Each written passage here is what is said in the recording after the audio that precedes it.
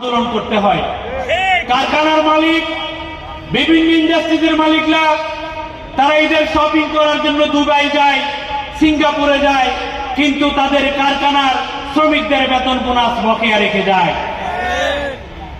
ইসলাম পৃথিবীতে সর্বপ্রথম বলেছে শ্রমিকের গায়ের ঘাম শুকিয়ে যাওয়ার আগে তাদের পারিশ্রমিক দিয়ে দাও।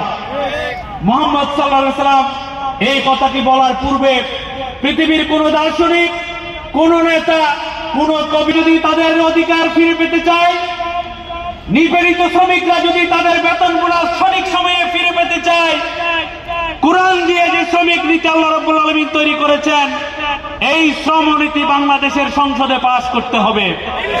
এই জন্য আমরা স্পষ্ট করে বলতে চাই, আজকের এই সিরাতুন নবী সাল্লাল্লাহু আলাইহি ওয়াসাল্লাম মাহফিলের মঞ্চ থেকে আমরা স্পষ্ট করে বলতে চাই, যারা সংসদে গেলে শ্রমিকের পক্ষে কথা বলবে, যারা মন্ত্রণালয়ে গেলে কোরআনের নীতিমালা অনুযায়ী শ্রমিকদের পক্ষে কথা বলবে, তাদেরকে আগামী দিনে সংসদে পড়াতে হবে।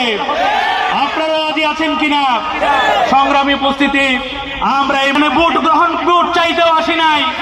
আমরা স্পষ্ট করে একটা কথা বলতে চাই, আমরা সকল মৌসুমে, সকল সময়ে আমরা কোরআনের পক্ষে থাকব, আমরা রাসূলুল্লাহর আদর্শের পক্ষে থাকব। কারণ আমরা একটা কথা স্পষ্ট করে বিশ্বাস করি, রাসূল সাল্লাল্লাহু আলাইহি ওয়াসাল্লামের আদর্শ বাস্তবায়ন ছাড়া কোন শ্রমিক, কোন মানুষ তার অধিকার ফিরে পাবে না। এই জন্য আসুন